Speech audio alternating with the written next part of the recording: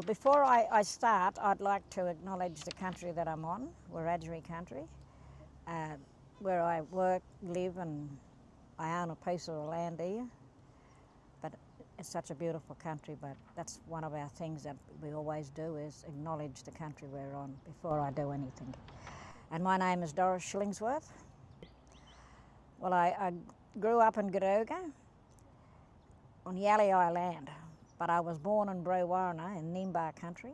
I was born on the riverbank in Brewarrina, and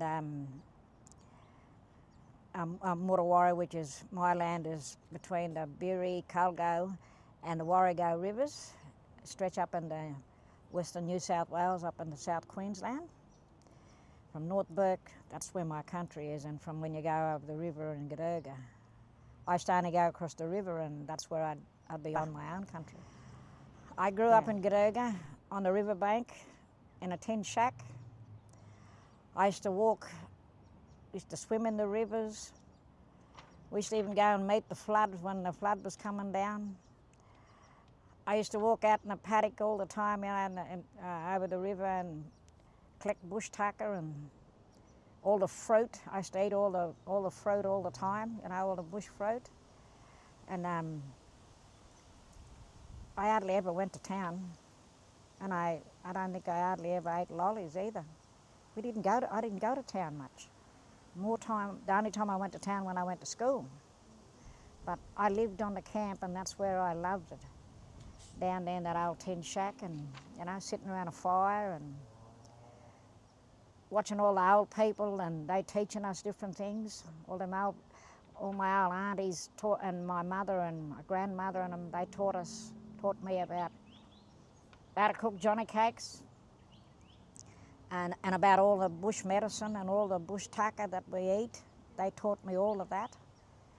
And also I watched all the old fellows, you know, they used to speak in language, my old grandparents.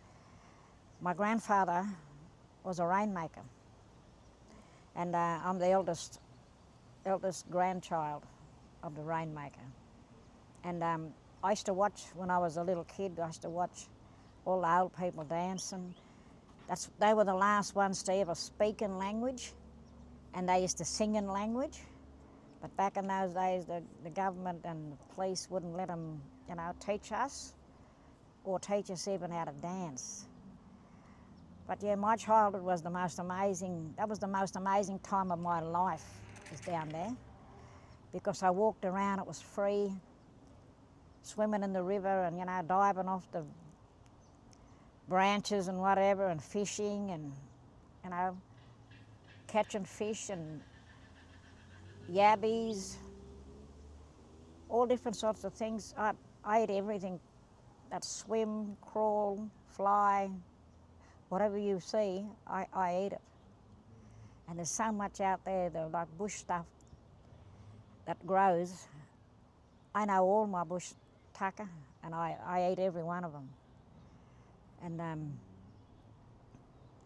yeah, my childhood memories was absolutely amazing. There's nothing you can, and you know, like they taught us all our old protocols, which have died out now over so many generations. But you know, you weren't allowed to sit around when old people were talking. Elders, you weren't allowed around when they were talking. And like every time somebody passed away, they used to smoke everybody in the family and smoke the house out. When we used to go out to the cemetery, when we walked away from there, we had to sweep out our footprints, so that they said to say the old people will follow you home, or the ghosts will follow you home. So I learned all this stuff when I was a kid, growing up on the camp. And when I started going to school, we had to walk to school. That's almost 2.5 to 3 miles. Many times I walked to school with no boots on, no shoes. I got around with no shoes on anyway, all the time down the camp. And we used to have beautiful Christmases. Everyone on the camp used to come together and everyone would have their Christmas lunch and everything, and then we'll have the biggest mud fight. The whole camp would be in on the mud fight. But we used to all you know, like all the kids, we used to play around us and stuff and play together, and we all looked after each other. You know, the things that we did, they don't do it today. It's sort of died out. But I've been trying to get, you know, some young people to get back to all that sort of stuff, to bring it all back, to look after each other. Because a lot of our kids are going through trauma and all sorts of things today, generational trauma, and you know, it's really sad. But I had the best childhood ever. If you can ask me about anything about, you know, what I did, it was an amazing time in my life, and I wish I could turn back the time and go back, you know, and just relive some of it again. And that's the most amazing thing about my childhood. And you know, like, then when I went to school, as I started getting up into primary, I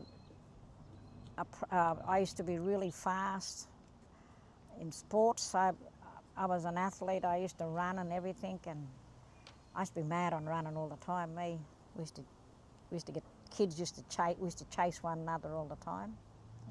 But when I went to school and started getting in sports like athletics and all that sort of stuff, and side jumps and all that, and I think a lot of my records still stand in Garuga. Yeah.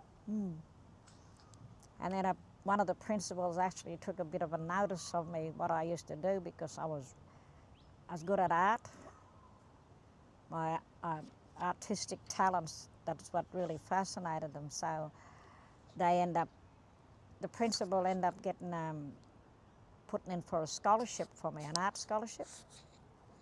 So I went to the richest school in Australia. I got into the school. I was the only and the first Aboriginal girl that ever went there. Wow. At the time, yeah.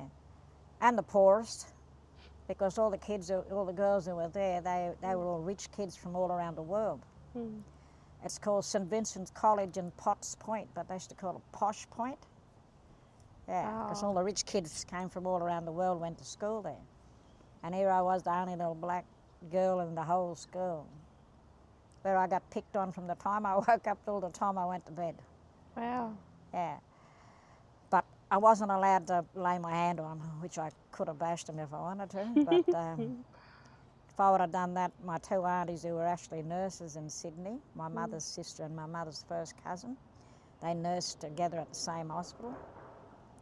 Mum told them that if I had one little hair on one of those little girls' head, they had to come up and bash me in front of the whole school. Oh.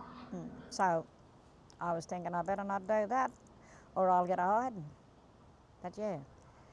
So I was down there, I went down there for the first year of high school. But even though I loved Garuga because I just loved being home. It was the freedom growing up down there on the camp and on the riverbank. It's beautiful. The riverbank is just, your fresh water, because the water back in those days you could drink. We used to drink the river water, see? Yeah. And one of my jobs, because I was the eldest in my family, I had to go down the river every morning. This was about 4 or 5 o'clock in the morning. I had to pick up all the wood, come back up to the house and make a fire. And then I had to go back down the river and get all the water and put it on the fire. That's before I went to school every morning. Wow. That was within about late infants, early primary. And that was my job, so I'm still waking up at that time. My mother got me into that routine. Oh, wow. Yeah, so, and because I was the eldest, I had to do that job. We all had jobs to do, but mine was more, I had to do all of that sort of stuff. Yeah. Yeah, it was amazing, my childhood. A few of them, actually. Yeah, that's cool. Yeah? My mother, my grandmother, my old Aunty Lollipop, used to call her. She was my mother's sister. And my uncle, Uncle Doug. And then, all my uncles, they all inspired me because they were all hard workers, and they were respectful. They taught us to make sure that, we had to do the right thing. We weren't allowed to swear. like a lot of people, kids today, it's every second word is swearing. But there was so many things we weren't allowed to do, you know, and we had to look after each other, and all them old people, they all inspired me, to tell you the truth, every one of them. Even my mother's old cousins, first cousins, they still live next door to us, all my old aunties, old Aunty Lottie, Aunty Doris and them all. They used to take us out too, and you know, we'd go out and they'd show us different things about our culture, about bush medicine and stuff like that. But I couldn't say not one of them really, but I suppose Aunty Lollipop would have been the closest to me, because she was only 5 years older than me, and she was around me all my life, you know, growing up, and then going to school in Sydney. She went down there nursing. So she kept us all, kept me in line, or, you know, made sure that I did the right thing. So yeah, I'd say she'd be the most inspiring person out of all of them, was my old Aunty Lollipop. Even though every one of them, I couldn't, you know, like all my old uncles and my grandparents and all my old aunties and uncles all around from the camp, they were such good people, you know. You don't see as much of it today, you know. It's really sad, the way our culture is getting disconnected. That's what it is. We need to bring it back and to connect it again. Yeah. In many, many different ways. I think I do more things within my culture to be able to do things today, and ever since I was a kid, really. Like, I don't know if you know, but I recently lost 2 of my sons and my old Aunty Lollipop, all around at the same time, sort of thing, within about a year and a half. And I did a lot of things to pick myself up through culture, because when you start to learn a lot more about your culture, it helps you with a lot of things like trauma and all different sorts of things.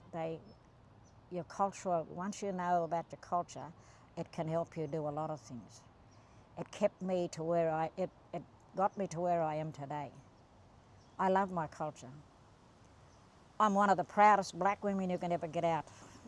I walk my culture every day.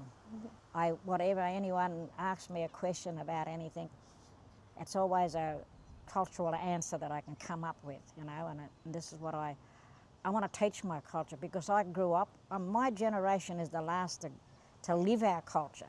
I lived my culture every day growing up, and that was the most important thing growing up at that time, you know, when I was a kid. Everything was a part of my culture.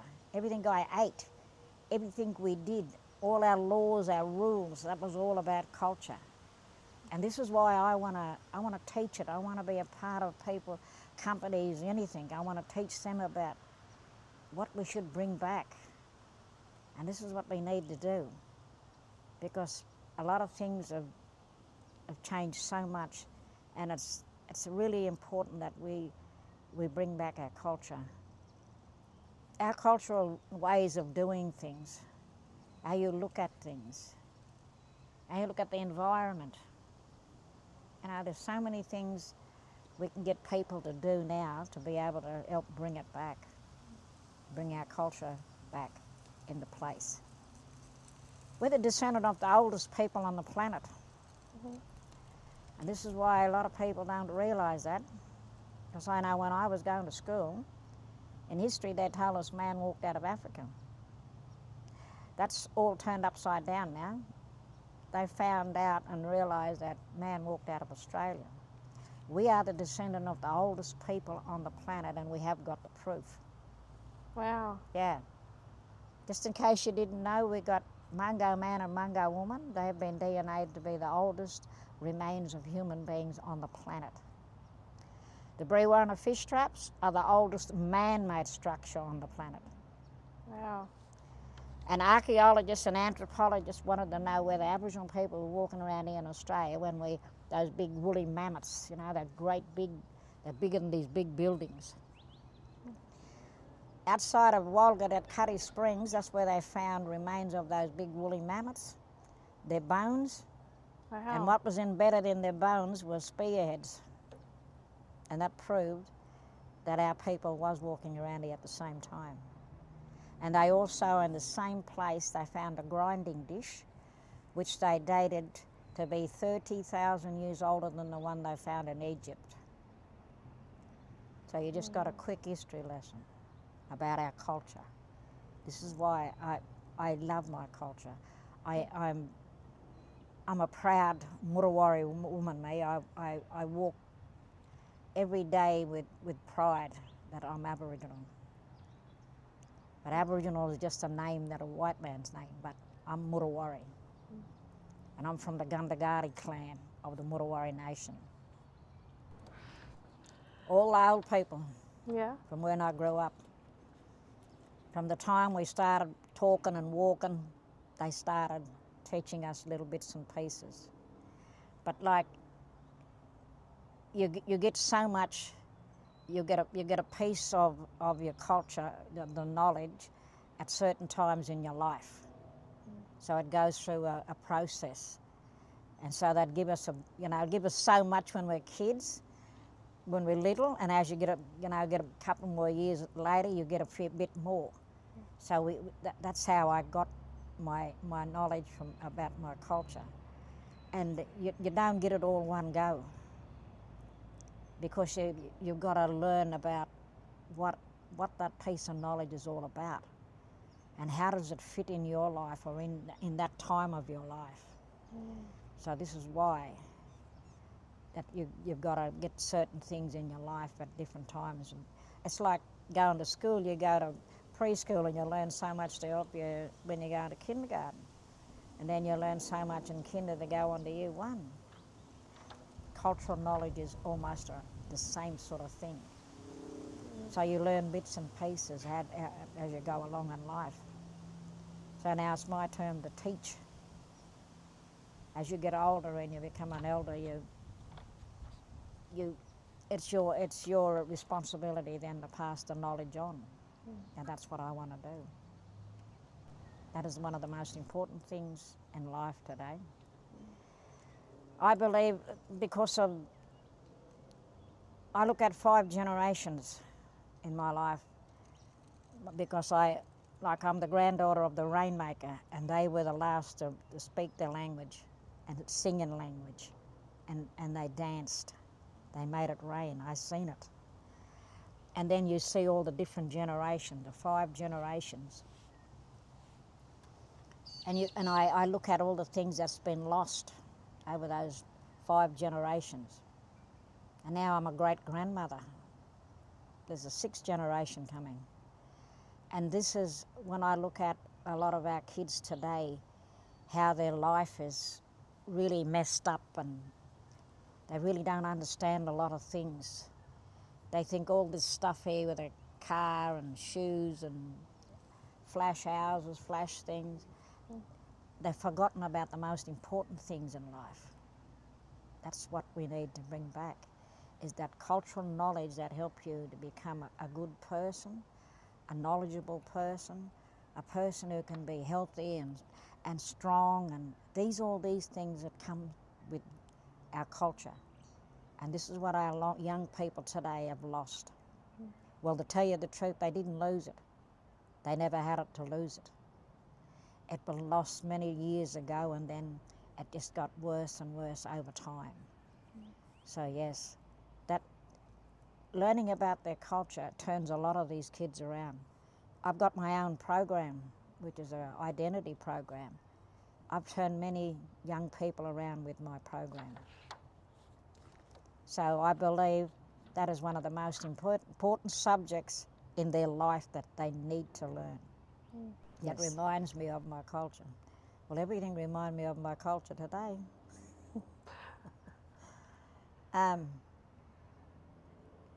Even what I wear, the shirt that I got on, that's kangaroo footprints. See, kangaroo, my tribe is governed by the kangaroo law. And about everything I've got, I do. And I'm a, my personal totem is the platypus, but my family totem and my clan totem is the sand goanna. And I look out for all these sorts of things. They keep me connected to my culture. And being on a riverbank is special as well, because I was born on the riverbank in a tin shack. And like we get I think cultural knowledge that helps you connect to different things in your life every day. I love to see the kangaroos, and I don't get to see too many platypuses these days. No. I got to go out to the zoo and see them. And the sand goanna, I go home and I see a lot of them. But I'm not allowed to eat those. No? No, because they're my totems, see. But I can eat a black tree goanna, and I like. But these things are the things, you know, that connects me to my culture and help me to stay grounded. Because once you start losing contact or losing, you know, connection to these things, I think your life there's no meaning to it anymore. No, and I love my life. I've been through so much in my life, but I keep grounded for one of the cultural reasons is that I've got to be here to protect and look after my grandkids and my great-grandkids and my extended family. That's why I've got to, and these things that connect me to all of this. Yeah. Eating bush tucker. Yeah. Because it's made me healthy and strong. And doing all those hard jobs when I was a kid, they're the things that, you know, it helps me to where I am today. And 71 with no diabetes, heart problems, high blood pressure, like a lot of people who's my age and even younger are suffering with it. So I think the way I grew up is one of the most important things in my life that has got me to where I am today. We didn't have flash beds and all those sorts of things. We didn't have anything, you know, like material stuff. But we had a lot of love, and we had, you know, there was so much care. I wasn't allowed to get into trouble down one end of the camp because they were my bosses down there too. Or if I was too late getting home, they'd give me a feed there. So growing up down there on the camp and at that time of my life, that's the thing that's really got me to where I am today. Open your eyes and look at your culture. You need to look back at what was there and what it could bring to you now and help you in the future. Because our culture, the cultural knowledge out there, that's what the young people today have got to really look at. They only have to look at me and listen to me. I'm walking proof. And that's what I can tell a lot of young people. They need to do that. They need to look at their culture and see what's so special about it. It's just not something that happened thousands and thousands of years ago. It's still here. Our culture is still here. And that's what they need to look at. Take it by two hands and really get to learn about it and practice all these things that you can still do it today. So that's the most important thing. Like, for instance, they eat a lot of crap that comes out of these shops. Second hand, all these, you know, like, they buy them because they're cheap. But if they look at all the good stuff, the organic stuff, that's what I grew up with. You get that stuff, that's good for your health. And learn about all those old protocols and all those old laws. That's what they need to turn themselves around and help them to move into the future. That would be the best thing I would give, the best advice I'd give to anyone. Thank you. No, thank you. Thank you.